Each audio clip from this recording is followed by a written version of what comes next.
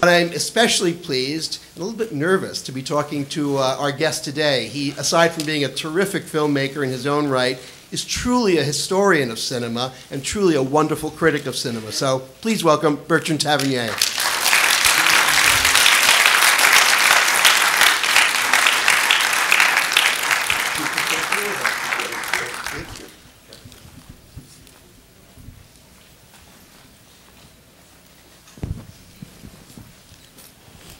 Bertrand, let me start at the beginning.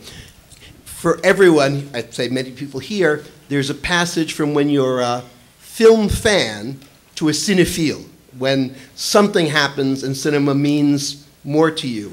Can you talk about that moment, maybe in your life, when you think it happened? It happened very organically. But strangely enough, I think I became very quickly, very early, a cinephile, a film buff, without realizing that I was.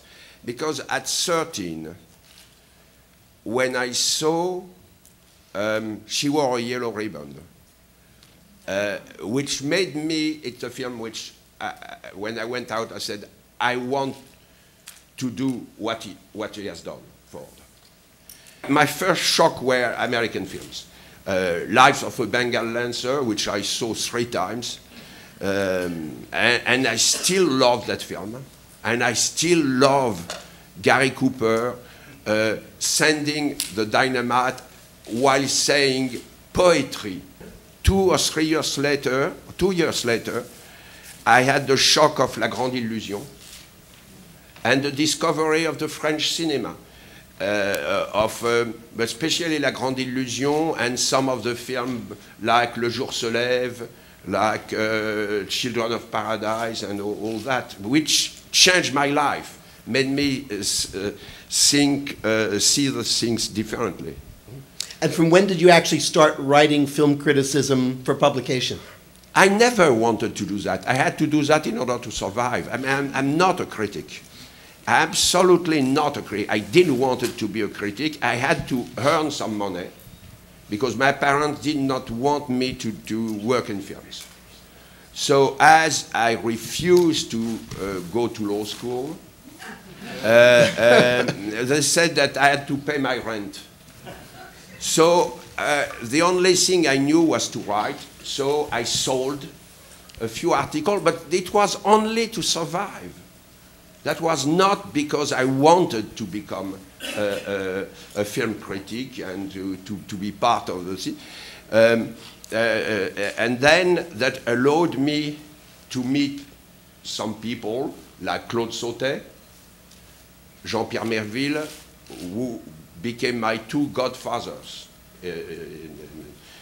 Both of them went to see my parents to say, please don't try to stop Bertrand to work. He wants to do it.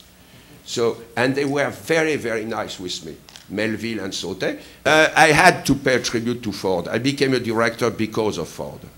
And in La Princesse of Montpensier, there are some shots which are a kind of tribute to Ford. It's an homage to, I think, I've seen How Green Was My Valley, Grapes of Grass, She Wore a Yellow Ribbon, and The Searchers about 30 times each. I love those films. I think Ford made me love America. He was very responsible in my desire to know this country, to know the history. After Grapes of Wrath, I read many books about the New Deal, about President Roosevelt, about his films. She Wore a Yellow Ribbon. I read books about the treatment of the Indian.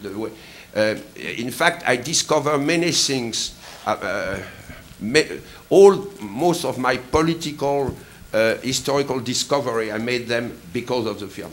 Both Orson Welles and Elia Kazan said part of the genius of Ford was in having shot lasting 10, 15 seconds more than everybody would do in Hollywood, and that was giving an incredible emotional impact. And Ford, it's part of the contradiction of Ford. Ford was sometimes flag waving, but he was also the director who did the most beautiful shot of people, an army coming back from the war with people wounded, exhausted, with casualties. He filmed the war, but also he always filmed the consequence of the war, the consequence of the violence. And it's clear in a film like that.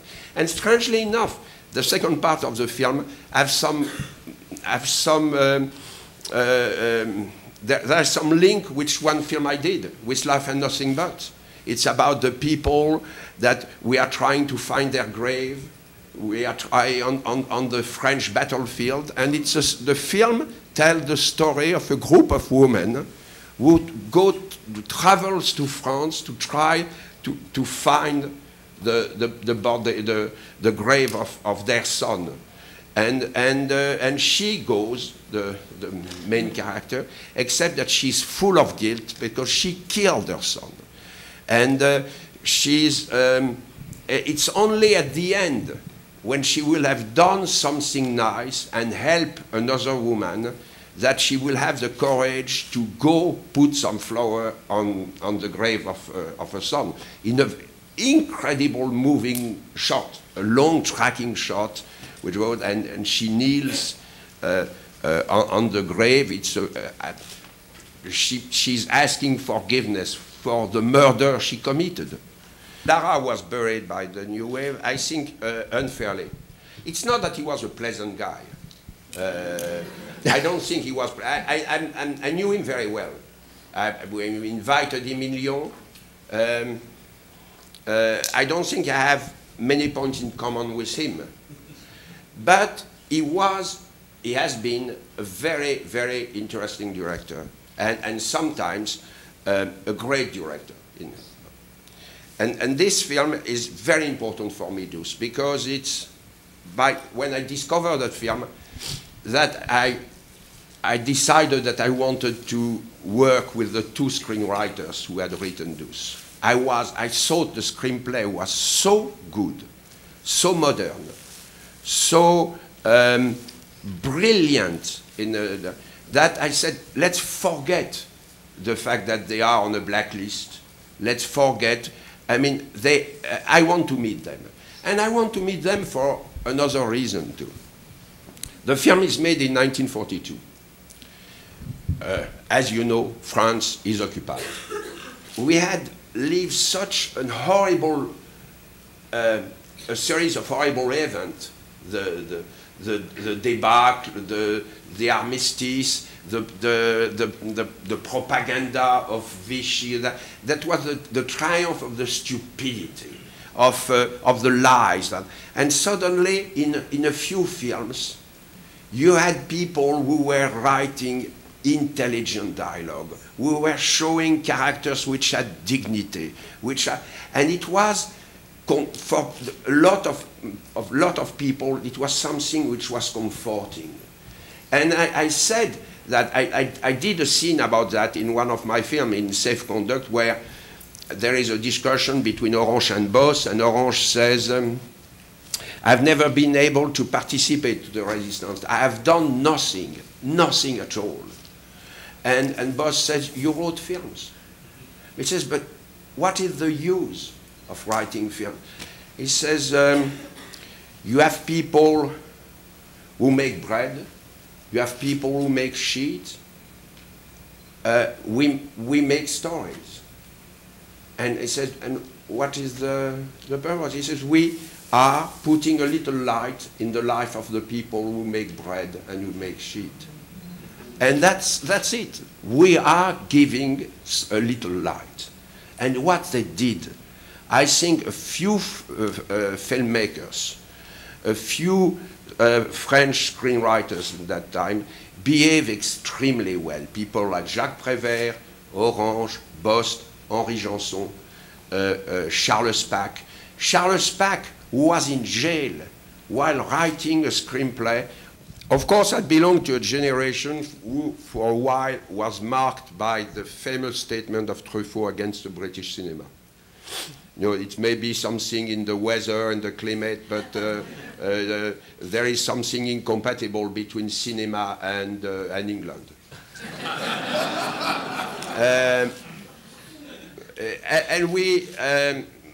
But already we are starting to find that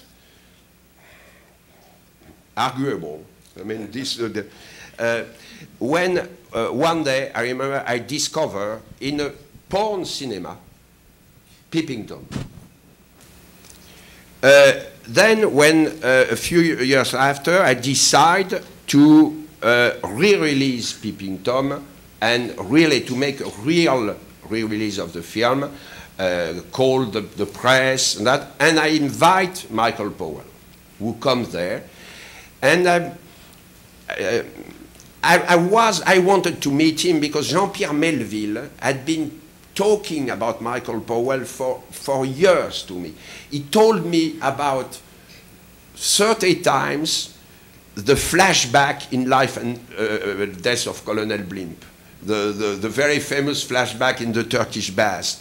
I mean, I could not stand it anymore because and Melville said that he went to England to join de Gaulle in order to see again the film. That was the reason for joining the Free French. I've always been fascinated also by the actors. In fact, I wanted to become a director because I wanted to meet Gary Cooper. He was my early love. He still is. And Cooper was in many westerns. So I was seeing all the film. And for me, every time I was seeing Cooper, I had the impression of seeing a little bit of Abraham Lincoln. I'm afraid that's all we have time for.